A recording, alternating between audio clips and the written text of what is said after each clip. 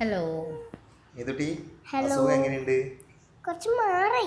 കുറച്ച് മാറിയല്ലേ? നമ്മൾ കൊടുത്ത് കുറച്ചാക്കി. അങ്ങനെ ഒരുപാട് പേര് നമ്മൾ കമന്റിൽ ചോദിച്ചിട്ടുണ്ടായിരുന്നു ഏതുട്ടിക്ക് എന്ത് പറ്റിയെന്നില്ല, അതല്ലേ പറയാ. അതെ, മേതോട്ടിക്ക് ഒരു പനി വന്നെയാണ് ആദ്യം പനിയല്ല അല്ലെ, ചെറിയൊരു ജലദോഷം കഫക്കെട്ട് പോലെ ഉണ്ടായിരുന്നു.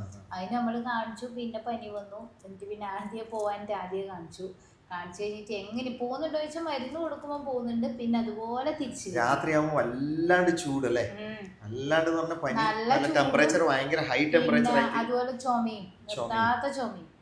അങ്ങനെ ഡോക്ടർ വന്നു, ബ്ലഡ് എല്ലാം ടെസ്റ്റ് ചെയ്തു. അപ്പൊ പറഞ്ഞു നമ്മൾ ആന്റിബയോട്ടിക്കും അതിന്റെ കൊടുത്തതാണ്, എന്നിട്ട് ഒരു രക്ഷയില്ല. നെബുലൈസ് ചെയ്തു, ആന്റിബയോട്ടിക് ചെയ്തു, എന്നിട്ടൊന്നും സംഭവം പോകുന്നില്ല. രാത്രിയാകുമ്പോൾ വല്ലാണ്ട് ഹൈ ടെമ്പറേച്ചർ ആയത് ആ മേതുട്ടി ആകെ ചുരുണ്ട് കിടക്കലായി പോയി. ആദ്യം നല്ലോണം കളിച്ചതായതാണ്, പിന്നെ ഒറ്റ കിടത്തായി മേതുട്ടി, എണീക്കുന്നേ ഉണ്ടായില്ല. നമ്മള് തീരുമാനിച്ചു വന്ന പിന്നെ ഇനി അധികം വെച്ച് നിന്നാലും ശരിയാവൂല, നേരെ അഡ്മിറ്റ് ആക്കാന്ന്. അപ്പൊ ഇന്നലെ ടെസ്റ്റ് എല്ലാം ചെയ്തപ്പോ പറഞ്ഞത് ഇൻഫെക്ഷൻ, ടെസ്റ്റ് എല്ലാം ചെയ്തു. അപ്പൊ പറഞ്ഞു ഇൻഫെക്ഷൻ ഉണ്ട്, ലങ്സിൽ ഇൻഫെക്ഷൻ ഉണ്ട്. പിന്നെ അധികം വെച്ച് നിന്നിട്ടുണ്ടെങ്കിൽ അത് ന്യൂമോണിയയിലേക്ക് അല്ലേ, കുറച്ച് ബുദ്ധിമുട്ടാവുന്നില്ല. അപ്പോ വീട്ടിൽ നിന്ന് അതുപോലെ നിൽക്കുന്നുണ്ടെങ്കിൽ അത് മതി. പക്ഷെ എന്തായാലും ഇവിടെ കിടന്നു കഴിഞ്ഞാല് മെഡിക്കേഷൻ കിട്ടുന്ന പോലെ എങ്ങനെ വീട്ടിൽ നിൽക്കൂല, അടങ്ങി നിൽക്കുകയും ചെയ്യില്ല, കറക്റ്റ് മരുന്നും കുടിക്കൂല, നമ്മളാകുമ്പോ എത്ര പറഞ്ഞാലും കേൾക്കൂല. അപ്പൊ അതുകൊണ്ട് രണ്ടാമത്തെ ദിവസം ഇപ്പൊ അഡ്മിറ്റ് ആക്കിയിട്ടല്ലേ, പിന്നത്തേക്ക് രണ്ടാമത്തെ ദിവസം, ഒരു ദിവസം രാത്രി വന്നത്, പിന്നെ മൂന്നാമത്തെ ദിവസം അന്ന് രാത്രി വന്ന്, ഇന്നലെ ഫുള്ളായി, ഇന്നും ആയില്ലേ. അതെ അതെ അതെ. ചെറുങ്ങനെ ഒന്ന് കുറഞ്ഞിട്ടുണ്ട്, എന്നാലും കഫക്കെട്ട് പോയിട്ടില്ല. പനി ഇപ്പൊ ഓക്കെ ആയി, പനി ആക്കില്ല. പക്ഷെ ആ ഒരു കുറുകുറ ഇപ്പൊ ഉണ്ട് അത്രേ. അതിനിപ്പോ നെബുലൈസ് എല്ലാം ചെയ്യുന്നുണ്ട്. എനക്കൊന്ന് പകുതി പോയത് കുറച്ച് എനക്ക് തോന്നുന്നു. ഇന്ന് രാവിലെ പ്രിയ വിളിച്ചിട്ട് പറയുന്നത് എനക്ക് ഇവിടെ നിൽക്കാനേ പറ്റില്ല, എനക്ക് ഇപ്പവും തലവേദന എടുക്കുന്നുണ്ടേ. എനിക്ക് എങ്ങനെയാ കിട്ടിയത്? നിനക്ക് വീട്ടിലിരുന്ന് എനിക്ക് എങ്ങനെയാണ് കിട്ടിയത്?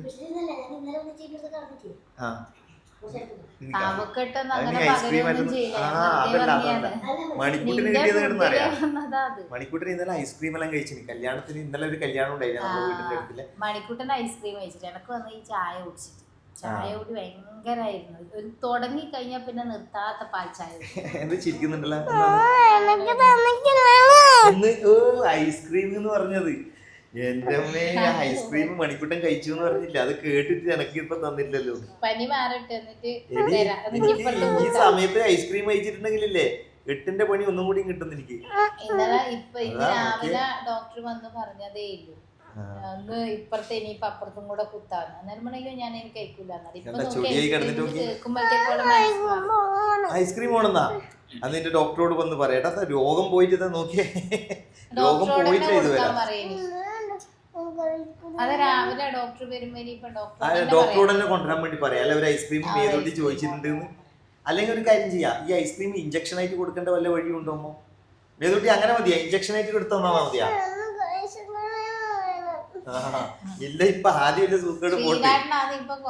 അല്ല ഞാൻ മണിക്കൂട്ടന്റെ പറഞ്ഞ, മണിക്കൂട്ടൻ ജലദോഷം എന്ന് പറയുമ്പോ മണിക്കൂട്ടൻ മഴയുണ്ട്, വീട് നല്ല മഴയാട്ടെ, ഇന്ന് നല്ല മഴയാണ്. അപ്പൊ ഇപ്പുറത്തന്നെ നോക്കുമ്പോ ഒരു ന്യൂസ് മണിക്കൂറിന് ഇങ്ങനെയുള്ള സ്ഥലങ്ങളിൽ പോയി കഴിഞ്ഞാൽ ഒറ്റ ഇരുത്താണ്, എന്നാണെന്നറിയില്ല, ഒരു ന്യൂസ് എന്ന് പറഞ്ഞിട്ട് ഒരു ഇരുത്താണ്. ഇങ്ങനെ ചിന്തിച്ചിരിക്കും, ഇങ്ങനെ ചിന്തിച്ചിട്ട്. മണിക്കൂട്ടി ആരതാ എനിക്ക് ഇങ്ങനെ ഈ ചിന്ത കിട്ടിയത്? അച്ഛന്റെ. പിന്നെ അച്ഛനും ഉണ്ട് ഈ ഒരു ചിന്ത. ഇപ്പൊ കുറച്ച് കുറഞ്ഞു. ഇപ്പൊ പിന്നെ കുടുംബത്തിനെ പറ്റിയിട്ടുള്ള ചിന്തയുണ്ട്, ബാക്കി ചിന്തയെല്ലാം പോയി. ഞാനും ചെറുപ്പത്തിൽ ഇതേപോലെയാണ് ഇങ്ങനെ പറയുന്നതൊക്കെ, ഏതെങ്കിലും ഒരു ഭാഗത്ത് പോയിട്ട് ആടി ഉണ്ടാവും. ഞാനിങ്ങനെ അമ്മ ഒരു ദിവസം എന്നോട് ഇങ്ങനെ ചോദിക്കും, എന്നാ മോനെ ശ്രീനിവാസ ഇത്ര ചിന്തിക്കുന്നത് എന്നാന്നറിയില്ല. ഞാൻ എടിയോ ഇങ്ങനെ ഒന്നും പ്രത്യേകിച്ച് ഒന്നുമില്ല, ഇങ്ങനെ ഒരു പോക്കാന്ന് നോക്കിയെടുത്ത് അങ്ങ് തന്നിട്ടുണ്ട്. അതന്നെ കിട്ടിയിട്ടാ. അപ്പൊ നമ്മുടെ ഈ പ്രാവശ്യം ഒരു കല്യാണം ഉണ്ടായിരുന്നു വീട്ടിനടുത്ത്. വെക്കേഷൻ ആയിരുന്നു, ഒന്നാമത് വെക്കേഷന്റെ സമയമായിപ്പോ. അപ്പൊ ഈ വെക്കേഷന്റെ അടുത്ത് നമ്മൾ കുറച്ച് പ്ലാനൊക്കെ ഇട്ടാണല്ലോ പോണെന്നെല്ലാം ഇങ്ങനെ പ്ലാനായിട്ടുണ്ട്. അതല്ലാതെ നമ്മളെ വീടിന്റെ അടുത്ത് നമ്മുടെ ശില്പേരി രഞ്ജു വിചക്കരും പെണ്ണും വീടിന്റെ അടുത്താണ്. അപ്പൊ ആ ഒരു കല്യാണം ഉണ്ടായിരുന്നു. അപ്പൊ ഒന്നിനും പോകാൻ പറ്റിയില്ല. പക്ഷെ ഓണത്തിൻ്റെതും ഒന്നും അറിയില്ല അല്ലെ, ഡിസ്ചാർജ് ആയി കഴിഞ്ഞാലേ എങ്ങനെയാണ് ഓളത്തിലാവൂന്ന് അറിയില്ല അല്ലേ, ഇവിടെ ഹോസ്പിറ്റലിൽ തന്നെ.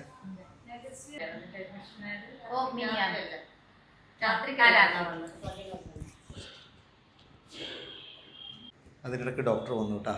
സംസാരിച്ചുകൊണ്ടിരിക്കുന്നിടക്ക് ഡോക്ടറാണ്. അപ്പൊ ഡോക്ടർ നാളത്തെ ഒരു മെഡിസിനും കൂടെ ആ ഒരു ആന്റിബയോട്ടിക് കോഴ്സ് കംപ്ലീറ്റ് ചെയ്തിട്ട് 3 ദിവസത്തെ നാളെ നമുക്ക് ഡിസ്ചാർജ് ആക്കാന്നാ പറഞ്ഞത്. ഓ അപ്പം നാളെ ഡിസ്ചാർജ് ആകുമ്പോൾ നാളെ ഏതാ ഡേറ്റ് വരുന്നത്?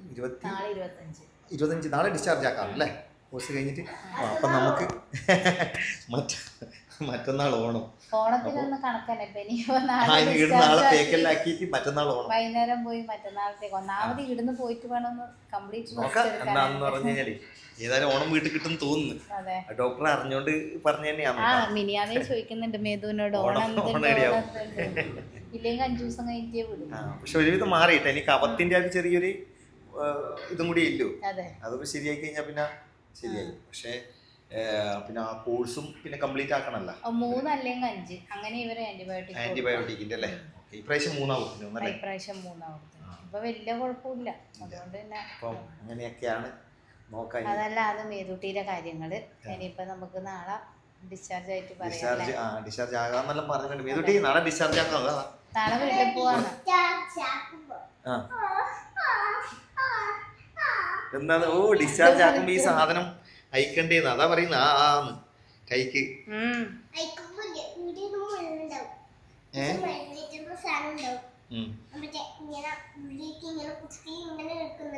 സൂചി ഉണ്ടല്ലേ അതിനുള്ളിൽ, അത് വലിച്ചെടുക്കും.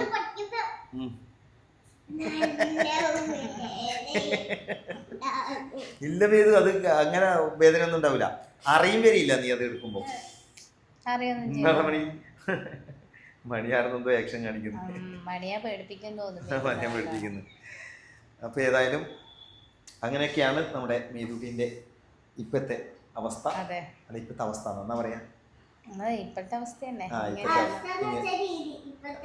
ഇപ്പത്തെ രീതി. അതെ ഇപ്പത്തെ രീതി അതാണ്. അപ്പം ഏതായാലും നമുക്ക് അടുത്ത വീഡിയോയിൽ കാണാം. എന്താ ഇപ്പൊ നാളെ ഡിസ്ചാർജ് ആവുന്നുണ്ടെങ്കിൽ നോക്കാം നമുക്കല്ലേ. നാളെ ഡിസ്ചാർജ് ആവുന്നല്ല പറഞ്ഞേ. ഇനി ഇവിടെ ചൂടുവെള്ളം ഇന്ന് മേതൂട്ടിനെ കുളിപ്പിക്കാൻ പോവാ. എന്നാ ചൂടുവെള്ളത്തിൽ കുളിപ്പിക്കണം എന്നാ പറഞ്ഞേ.